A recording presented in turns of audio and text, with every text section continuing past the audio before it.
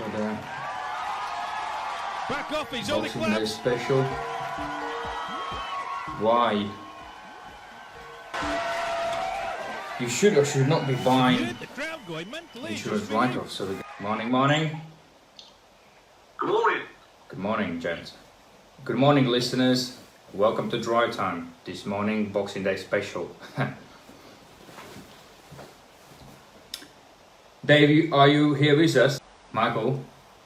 I can hear you perfectly. Yeah, I can't hear Dave. No, I just had a little sign flashed up said Dave not available. All right. So yeah, we are live on our Facebook now. Anyway, so we're gonna wait until the Dave gonna pop us drop in, unless the Dave is flanking the show. Hey! Yeah, hey. For you. How's that? That we was thinking you're flanking the show this morning. Well, I'm still blooming. I can't move. I don't know about you two, but I've eaten that much. I'm surprised I can even move my mouth at the moment. I've got a cramp in the jaw. Do you still got a turkey in your mouth? Or Well, the no. roast? I don't know what it is about Christmas, but it's the only time where one day you don't stop eating, do you? Christmas Day, it's just you're ripping paper apart, and then the next thing is you're stuffing food in your face.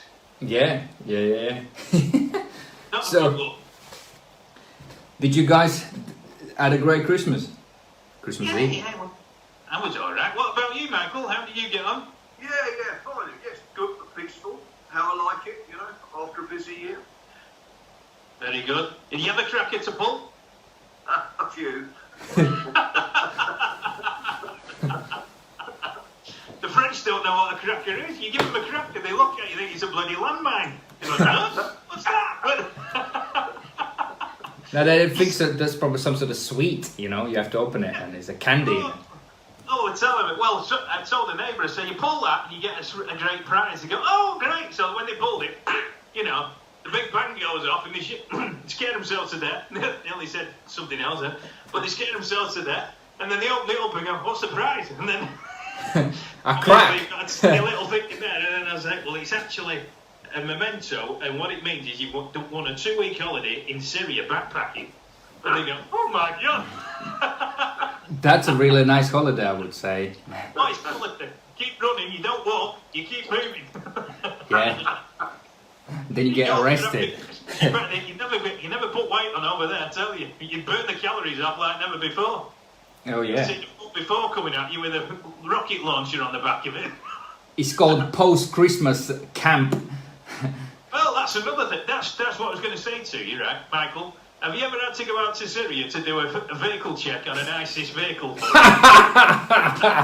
No. This is Boxing Day special, right?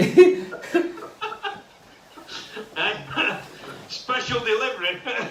Excuse me, lads, can you take the masks off? I can't see your face while I'm trying to sort this out. I know Yeah, there's smoke coming out of the exhaust, but you're taking it a bit far now, aren't you? And stop telling you are John, yeah? Oh, dear. So anyway, what we on about today? What's the topic of the show? So yeah, it's Boxing Day. I think everyone is already queuing somewhere by the Selfridges or Harrods or wherever the They're all deals are. trying to get there, sat in traffic, that's what it is. Yeah, somewhere in France, heading to some great deals. If you got this sort of things in France where everyone is buying things like crazy, or queuing up, sleeping next to the Apple store. So yeah, today, yeah. They get New Year in France. But other countries in other places, for New Year they have some great celebrations. France, they've only just found out what fireworks do. They're so backward over it, seriously. I know. It takes a time to learn things, and it's good at least they found something. The joy. Some nutter, last year it was, Christmas Eve was letting fireworks off at 3 o'clock in the morning. What that was all about, I've no idea. I think they were trying to direct Father Christmas to the right house. But it was like setting off distress flares. I mean, these things were going off in the middle of the night, and I'm like, what the hell's that going off? And it woke me up. Nah, I think it's just the Father Christmas was too late for the gent, and when he met him was too excited. Yeah, horrendous.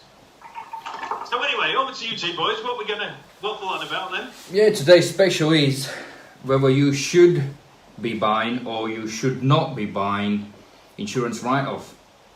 And if people wondering what is insurance write-off, it's just a jargon used in the industry, right? It's basically is your car sustained any damages, or it's unsafe to go back on the road, or is it still safe to drive but it is beyond economical repair. So that is what is classified as an insurance write-off. And normally, obviously, in the UK, you gents might know, it's called category C or D, and now the DVLA changed the terminology. Don't know really the reason why, maybe because of the Brexit, but it's now category S and N. So it's basically structural damage, and N means S for sugar means it's a structural damage for the vehicle. On N means non-structural damage, right? Not really a rocket science, right? You have me worried then. Michael will know what I'm on about, but you had me worried then, lad. Can I just dive in there? Yeah, go on. Yeah, definitely. Please do. It was, if I just sort of explain to the listeners, originally the categories were A, B, C and D. A were total destruction, a vehicle had to be totally destroyed. B, a vehicle could be broken for spares. C was when the repair cost exceeded the market value of the vehicle. And D was when the market value, the cost of repairs did not exceed the market value. So they decided to do it, to use it as a total loss on various other reasons. The problem with that was it never told the people, made them aware of the seriousness of the damage. Because a D, which was the best one to buy, could have structural damage. Okay. Affecting chassis members and things like that, whereas C could be uneconomical, but it could be uneconomical because someone has stolen the complete interior, and the cost of replacing the interior was far more than the vehicle's value. So it didn't give a fair view on the condition of the vehicle when it was actually given that category. So they, in September 2017, the ABI and the LMA brought out a code of practice which changed the regulations. A was still total destruction, B was spares, but then they did the N, which is already set for non-structural, and S for structural. And when deciding it was a structural type of damage, they specified what areas of the car, if they were damaged, had got the category. If other areas were damaged, say for a roof, if a front chassis member was damaged or front cross member, that was structural. If it was a roof panel, it wasn't. So that's why they brought it out and changed it, just to sort of more clarify the seriousness of the damage. All right, that's quite interesting.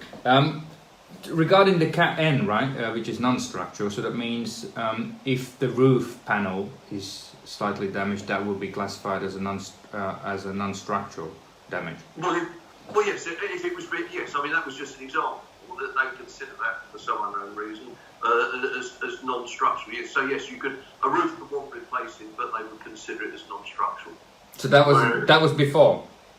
No, now. That's now. Okay. That's now. Yeah. There's about, I mean, on their code of practice, I think there's about 14 items that they list as being designated as structural areas. All right. I think that's quite good to know, so for people to sort of to understand the differences between Cat S and Cat N, and if they want to see that in a detail, then they can look up that in a code of practice. Yeah. Where they can actually, what is the site where they can actually see that with the website? Well, I hope. I mean, if they put if they just put in ABI Pro code of practice. What does it stand ABI for? Association of British Insurers, and the LMA was the other, the Lloyd's groups, the Lloyd's Monetary Association. Yeah. All right. That's a exactly for people for Boxing Day, right? When they're feeling a bit might be sober or just don't know what's going on here on the radio on a drive time. We're having a hard discussion, right, about whether you should be buying a insurance write-off with few categories or not. So I believe in different countries that's these classifications slightly different, or they might not even be available, and they not might hold some sort of records. But I mean, in the UK and probably in Germany, I'm not sure in France. Dave, have you heard anything about that in France? I haven't, to be honest, no. Because over here, I mean, what I tend to do is, I remember when we were looking for vehicles for the radio station for presenters to have the sponsorship put on the cars, and when all the cars over here, they've all got front end shunts because they all drive so close up the old tailgate. So all the write-offs when you go into a garage in the workshops at the back of the garage where they've either been all the cars are either being taken away or waiting for a necessity to turn up. All of them are being, the front of them are wrecked. None of them, the back of them are touched. It's just the front of them because they all drive so close. And what I was trying to do, I was looking in Auto Trade and some other car sites actually to some of the near write-offs where people are saying you can buy these cars for parts, but some of them they weren't that bad. When you look at the actual state, the good quality cars are virtually new, but they've had a whack at the front or something like that, and then you think, well, is it crabbing? Is it doing? What's it doing without having to go and see the car?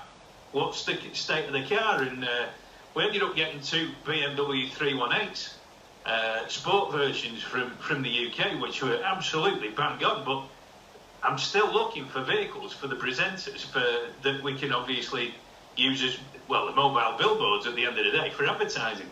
But over here in France, you don't see anything like that. I mean, it's they take it in someone's shed, repair the thing, and put it back out on the road again.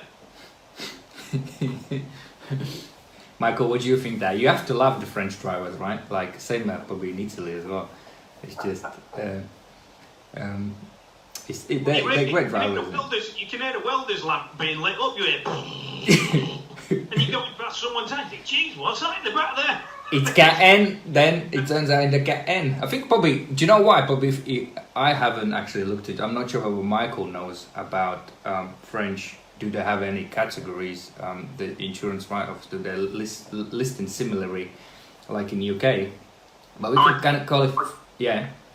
Sorry, I've no idea. But I just want to step in when you're sort of running down the French drivers. What I absolutely love about them is their motorway discipline. They pull out, they get straight back in. They do not hog the lanes like us. Oh yeah, it's scary. Yeah, I agree. Fantastic. Though. Yeah. You know what, mate? You know why? They don't know what the hell the motorway is. They stay in one lane and all of a sudden they go in another to overtake. Think, bloody hell, something's going to come towards me. They don't realise there's another two lanes on the other side because they're absolutely scared to death.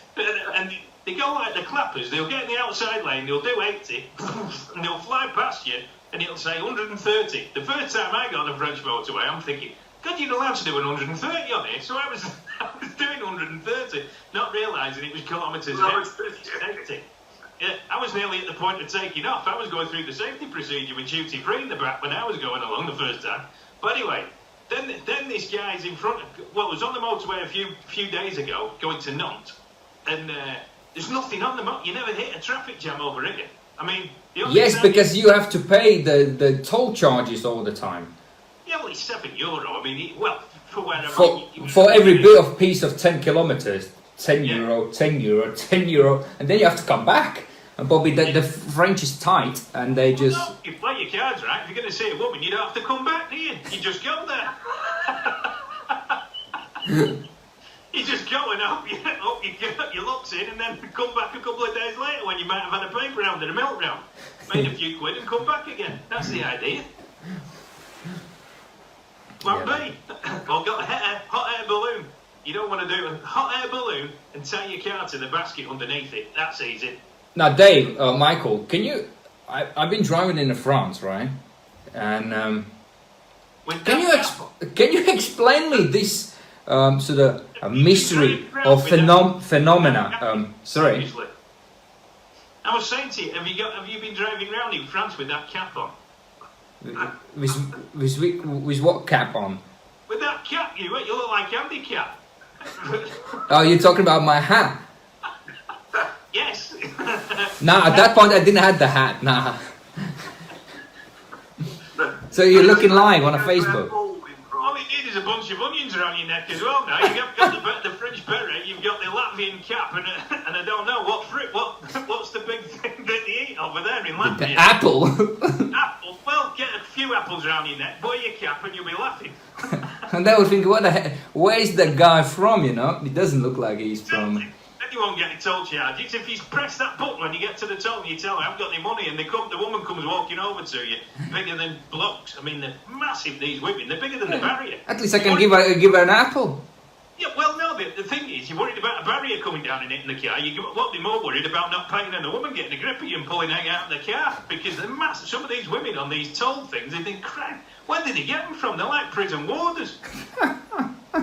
Seriously, come out, you say, I can't get the money in the thing. And they come walking out and they go, and you think, oh my God. They'll actually lift the barrier up for you manually. They're that big. Now, I mean, that's just a lifestyle of that particular job, you know. It's like lorry drivers, right? Some of them can't get out from the bloody truck. Well, you know, that's the thing. Well, Michael is still fit. I know. I was going to say Michael's got the body of a Spartacus. He does. Trust me. That's why I didn't have the camera turned on, so you guys don't get jealous. Well, there you go. What are you worried about? Yes. He's there, bronzed. He's on a sunbed doing the show, tanned up like you won't believe. Women, when this goes live on YouTube, the women on this drive time show will be like, holding him like you won't believe, knocking on his front door. What is that hot Michael, you know? Damn. Yeah. Love him. These Christmas hampers turning up in January and February. Thinking, that's a bit late, Because I'm browsing them. Just for you, Michael. Just for you. Dave, Michael, answer this phenomena on motorways in France. When I'm driving and the people keep... have you realized they're keeping that... I think when they're overtaking in the fast lane, they're keeping this bloody indicator light on and keep indicating. Or is it me? I find it so weird. I don't know why they're doing that. They always do it, don't they? Have you seen it, Michael? Yeah, I mean, my interpretation was I'm overtaking, get out of the running way. That was my interpretation. Yeah. But you're a million miles away from that guy, you know, who is passing you. And he still keeps that indicator on. No, but what they do is they overtake, and then when they pull in, they slow down, and they slow down right in front of you, and you're like, bloody Nora. So you have to then go round them again. It's like blooming doing the okey-dokey in a car, because you're forever going round and round. They're in front, and you're in front, then they're in front, you're in front. God forbid. And I think you just want to look in the car and see what you're up to half the time. Yeah, probably, yeah. You might have a Santa next to you. Well, if they're overtaking you and you've got that cap on, they're probably thinking, what did I just see there? And then pulled over, waiting for you to overtake again and getting a second opinion. Yeah, another peek.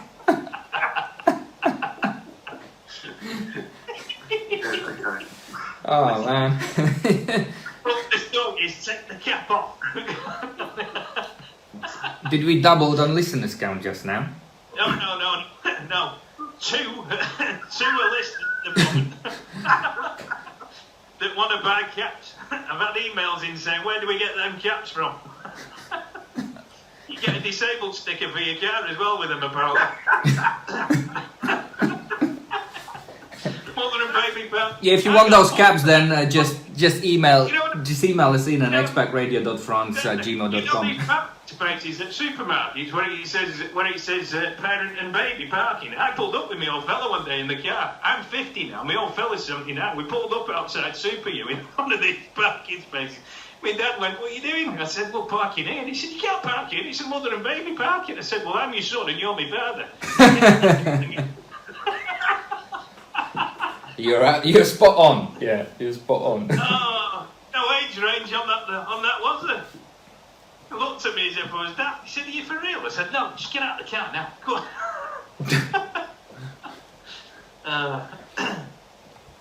So anyway, what were we talking about? But should we go to music, by the way? Well, we're having I want a breather. Do you want to have a whiskey or something? yeah. Have a crap. Mince pie. Have you got any mince pies left? No, I don't. But I think I'm gonna pull some cracker now. Oh, lovely. Right, be right back to the bubble straight. After this music.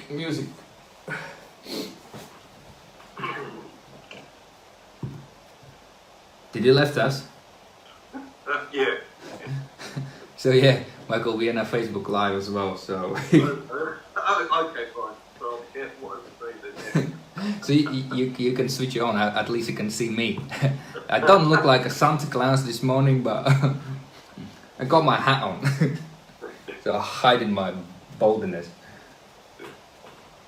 Okay, we ought to get back to the discussion about buying categorised cars because I think it's very important. Yeah. Now we're gonna get serious on a part 2. Good. No more girls and Santa Claus, and a Santa stories.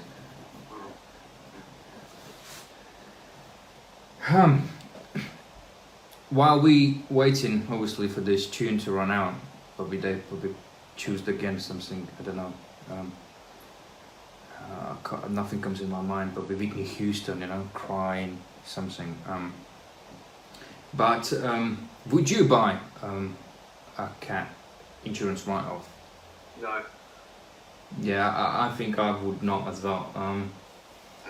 Unless I would know some insurer made a mistake and it was just like a wing mirror or it's just a bumper, but otherwise I wouldn't. Unless somebody would tell me honestly, or whether I've seen in an auction, okay, this car has literally completely nothing to be worried about, like as they describing it as too expensive to repair. I mean, I think if you're a repairer and you're going to repair it for yourself or the wife or something like that, and you're going to do it properly, fine.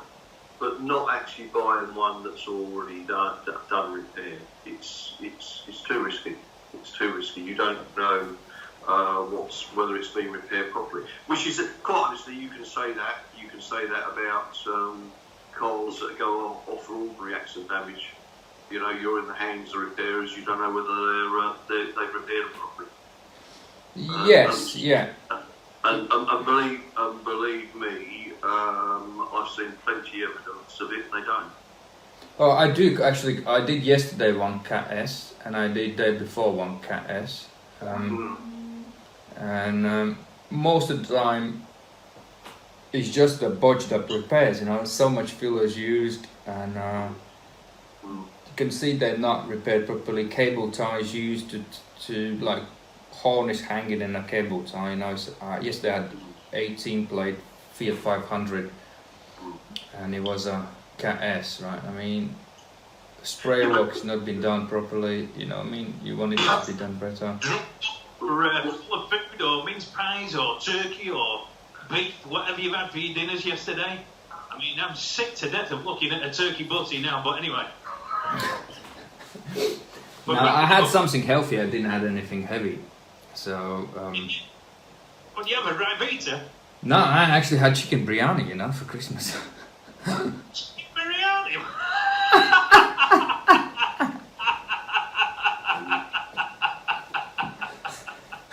To be honest, you guys probably been celebrating. I've been actually working on my social media. I've been actually working on my social media. I had so much things to do. I just couldn't get my head around that Christmas. I just didn't have time do any of the Christmas thing. But No, you know. I'm happy We for don't- you guys. You had mince pies, you know. No. Tell you the truth, I just had a pot noodle. Now I don't know what Michael had, but Pot noodle. go on, Michael. Tell the truth. What did you have yesterday? Oh, caviar and salmon and this and that, you know. Oh my God! Did you seriously? I can't be doing with that. Oh, No, just a traditional chicken, I'm afraid. Yeah, was it? Yeah, boring. It just sounded like you've been invited to the Queen's house. Oh, caviar. I don't get people that eat that much. Oh, God forbid. Christmas. You must love caviar. Come on, you live in France, you know. They just keep feeding you the fish and a sea greatness. No, I don't get that. I mean, I like fish when it doesn't taste of fish. You know what I mean? So you kind of like looking at the fish, but eating chicken. That's what you meant Well, just now. yeah. Well, that's the thing. If you go to a supermarket and you look at stuff and you think, I know what that tastes like. It's like chicken legs. Frog's legs, they taste the chicken. Snails taste the garlic and butter. I'm just waiting for the day when, you know, oysters taste of something completely different. The thought of We just have to wait for global warming, you know. That day will come. If you could get a Guinness oyster, how good would that be? Or a chocolate oyster. Guinness and chocolate oysters, that'd be a big seller. There you go, I've just come up with a business idea there. Yeah. All right, let's just crack on a bit into something more serious. Let's dive back into crash repairs and cat S's and cat N's. You know, Michael. Let's just clarify something while the day was playing a tune, and we've been actually talking. Would you be buying a cat S or any of basically the insurance write-off? Yes or no, and why? Well, a repaired one, no, definitely not. The main reason is you don't know how the vehicle's been repaired. But if you're gonna call Clabs out or one of the CarExamer inspectors and to have a look at it, and we will give you peace of mind, would you buy them? No. Sorry. Why? Well, for the basic reasons that nowadays the motor vehicle is so complex that its repair processes are complex. There's items that when you replace them, they've got to be MIG blasting, and they actually do MIG welding. So then you will get fractures forming around the joints. Aluminium chassis members, you must not repair those in any way at all. And we've known people that straighten them up.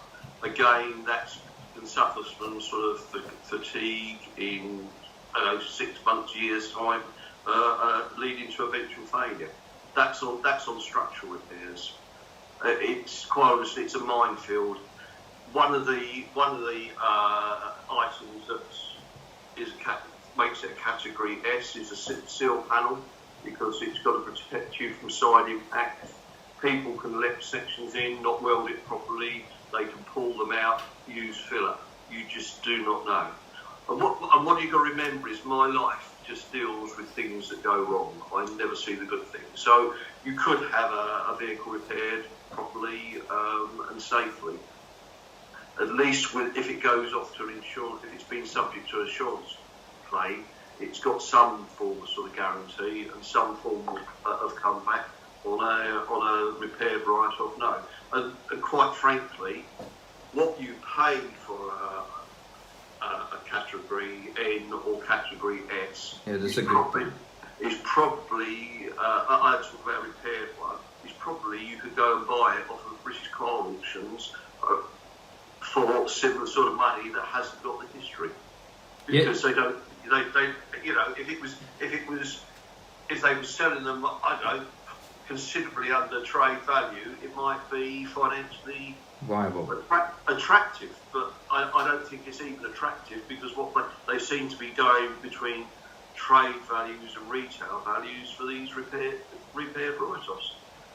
Yeah, you're right. You're right. Let me jump in quickly. I will tell you that I've been checking out the Cat S, which was Mercedes C-Class AMG, and there was a side damages from both sides and the rear damage. Obviously, I identified that with the paint thickness gauge, and I can see they've been welding certain things, and they might change the seals as well, because you can't check that on just a normal thing. You have to strip down the plastic seals off first, and then you can see it.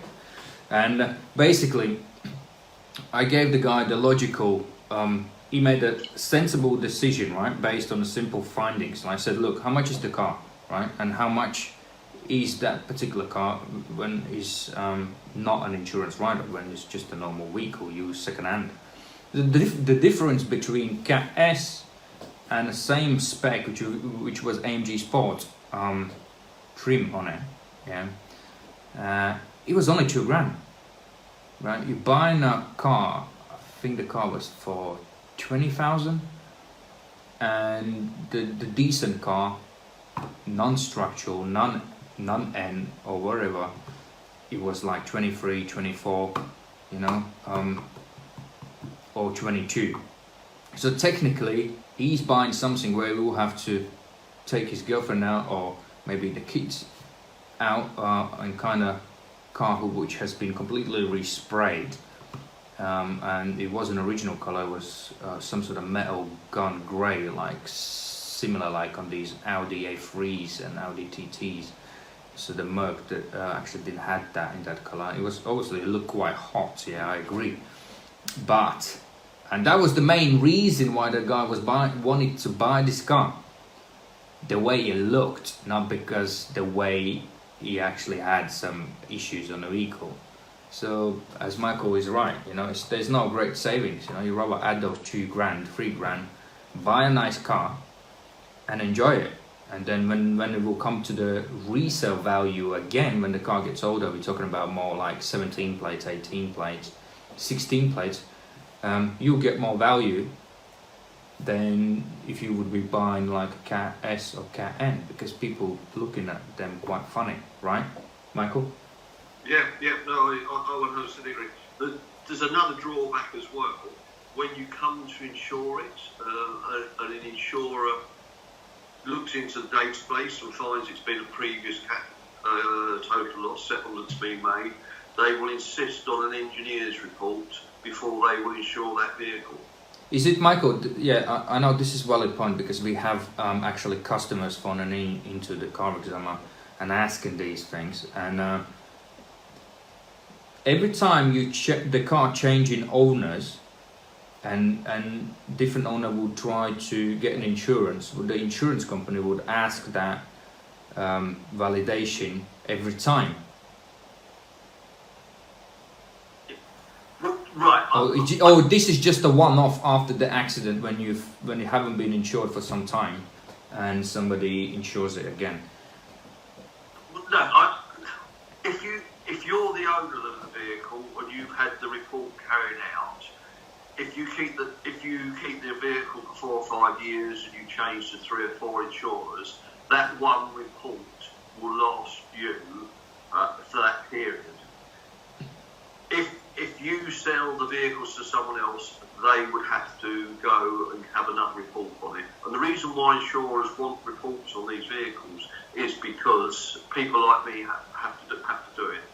And then, in theory, if it goes breaks in half, you know, and 2 months after we've said it's okay, they can sue us. That's the gist of it. So really and truly, our report is our contract is with the owner of the vehicle at that time. So when the vehicle's sold, that report can't be passed on, because it's as far as the insurance is concerned, because we don't have a contract with the new owner, so they can't come sue us when it goes wrong. Okay, so that means yeah. There's other, again, remembering what I do. There's other drawbacks that I've come across. If the vehicle's ever involved in an accident, and unfortunately these things do, and the damage occurs in the same place as where the original total loss settlement damage was. It's been poorly repaired. Okay. The owner can then be paying a considerable contribution for that towards the cost of repairs to have all the work rectified, or alternatively they will just get a cash settlement, a reduced amount, and have to be left to deal with the repairs themselves. So it's there's other ramifications. But obviously would that be said in the insurance terms and conditions when insurance actually insuring that particular Cat S vehicle? Would they ask for previous, not the previous, but obviously they will have a record where that particular vehicle had that accident and what has been repaired, right? And obviously they're taking the liability on themselves by agreeing to insure that particular vehicle. Would or would not? They wouldn't necessarily know where the damage occurred. But how they can insure the car if they don't know? But if they're taking, obviously, they say, for instance, see Michael's report, people who doesn't know that report costs about £200. But if they see in your report the car is safe, so that means they're taking liability on. So that means they already agreeing, regardless if they know where the damage was or not. So that means they already insured it, they agreed, right? No, they've agreed to insure the vehicle on the basis that we said it's been repaired properly. All right. Or we don't actually say that. We just say it's safe. We consider it safe and fit for insurance purposes. So basically, insurer can simply, if there is unfortunately another accident in the same place, they can start playing games. That's what you're saying. Not playing games, but no, it's correct, Klaus, isn't it? If the cost of repairs have increased considerably because of the poor standard of the previous total loss repairs, that the insurer is not liable for it. They're only liable for the cost of repairs caused in that accident that they are actually dealing with. All right, so I like that. That's a great statement. That it means if it had the let's just clarify again. So if somebody bought a car and it has the damage in the same place, right? The insurer might turn out and say they're not gonna repair that previous damage. That's what you're saying. If the damage has been poorly repaired and increases repair cost considerably, they will ask the owner to pay the difference. If the repairer is saying we do not want to get involved in this because of previous repairs, they will just deal with it on a cash basis of reduced repair costs. Okay, but say for instance, obviously you inspected this vehicle and said it's safe, and you're not there to determine whether the vehicle has been poorly repaired or not. Is that right, or because? I think you touched on the earlier when you talked about filler. No, we cannot tell whether it's been poorly repaired. We won't be able to take off trims and check whether a chassis member's been correctly fitted. We'll have no idea of whether an aluminium chassis member has been straightened when it should have been replaced. That's really hard to tell. You have to then. I know. Again. You have to dismantle the car. I mean. Well, yeah. It doesn't. We can only go on what we see at the time of the inspection, the information that's given. I mean, luckily, we don't do. I can't think of the last time I did a structure repair car, and after having this conversation with you, I probably won't look at that.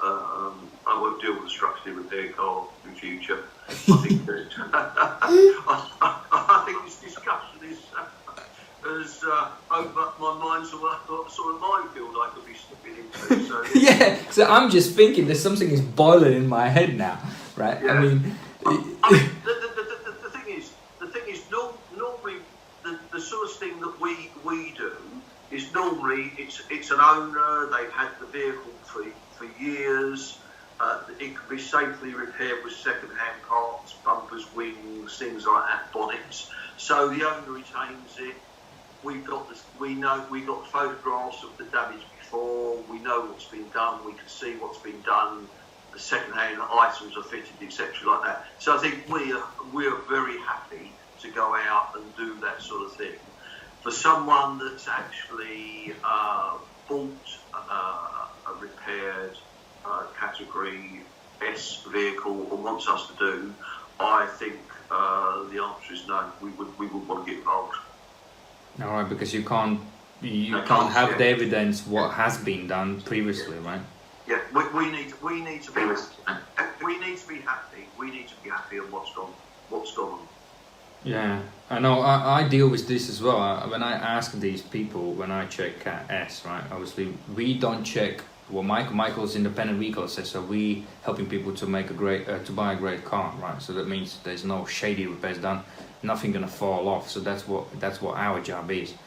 So when we going out and when we're looking at this, then what we normally see is when you ask the sellers what has been damaged, can we see the pictures? They normally say, oh, we can't remember, we don't really kind of know. They just know, they just simply not releasing the information because they know the person will identify clearly what it is. But what they forgetting, obviously, when I use paint thickness gauge, I can clearly see what's been done. Once they said to me, oh, there was only a wing damage, and I found out that, I mean, one side of the car has been resprayed, loads of fillers used, and then the left side quarter panel and a rear left door has been resprayed and a lot of fillers used. So that means they just simply not saying the truth, right? So they want to make the car look nicer and softer, so you can have so you buy the vehicle based on there was just a wing. Like yesterday I had Fiat 500. It was Cat S. They sent me the picture. There was a front wing damage and they put new headlight in. At the end of the day was only a few parts which haven't been resprayed. Was on the Fiat 500 there's a glass roof, so there's just a slight panel at the back which is metal. So there was the rear lid, that part of the roof and right front wing, yeah, but they said it's only the front wing has been repaired, right? And there was obviously in some areas there was quite a bit of fillers used, and you can see the paint job is not being done right. It's like 1,000 microns of fillers. Part of on one side of the bonnet was 1,000 microns of fillers, you know. I mean, so when you actually bump into somebody, you know, they're highly likely the filler would crack, you know. You know, so that's the reality when you're getting involved yourself in a Cat S's. Very rarely I've seen something repaired really good when they're actually replacing panels or say for instance putting your door on and when everything is as it's supposed to be between up to 200 microns, which I would classify as a good repair, right? 250 I would say, yeah, would be a good repair. What do you think, Michael? Yeah, I think that realistically the rule should be if it's been subject to a previous total loss settlement and the car's a lot of money, steer clear of it. Go and look at an auction house or something like that. If it's a £600 banger, it's probably okay because no one would have got involved in anything structural on that or theoretically. But I think the rule of thumb is don't buy a repaired vehicle. Yeah, I agree, and unless there's that 1% mark where you know these people doing and they literally doing repairs up to manufacturer's standard, right? That is if you know, but most of the people they would not do it simply because it's expensive to repair the vehicle the way a manufacturer does it. You know, when they're replacing cutting quarter panels, as Marco mentioned, these aluminium panels where you can't weld them, you have to use rivets and so on and so on. To repair the vehicle up to the manufacturer's specifications, it costs a lot of money. To get the vehicle sprayed to the proper standard will cost a lot of money, because you will need a person who is highly qualified and can actually spray the vehicle, prep the vehicle the way it's supposed to be, and not many people has even the patience, willingness. The only thing the trade wants, the dodgy sellers, they want a quick in, quick out, and make it softer for the buyer to buy. Run out of time, boys. Yeah, it's always Boxing Days run out. Yeah. You cut a shot. Right, well, we can carry on talking about this on Tuesday. So if anyone's got any questions, they can email into expatradio.fr@gmail.com. Put them for Clams and for Michael. If you've got any queries about any vehicle that you're looking at the moment and you're thinking it looks a bit iffy, what do we need to do? Yeah, that would be great, listeners, because it's important. Your safety is our safety, right? So we don't want you to get something where you shouldn't be buying, you know. It's rather ask for help, and you got opportunity to ask. So we'll leave it as that. We'll see you next Tuesday. Dave, Yeah. can I just ask you a question? Yeah. Do you have any listeners? Because we never seem to get any emails coming in. I love the question. Jory, from 11 till 12, no. Perhaps we 91,000 turn off and then they come back on again at 12 o'clock. That's what I was just about to say. We probably bore them to tears. Okay. Oh, bless them. They're all bladdered today. They're all lying on the carpet floor in the lounge somewhere on a rug in front of the fire going, oh, never again. Oh. Smashed on the sherry from yesterday. Yeah. But no worries. So we'll speak to you Tuesday. Have a great weekend. Okay. Have a great weekend. Merry Christmas, everyone. Okay. Yeah. Cheers. See you Tuesday. Bye. And join Clavs back on Thursday as well.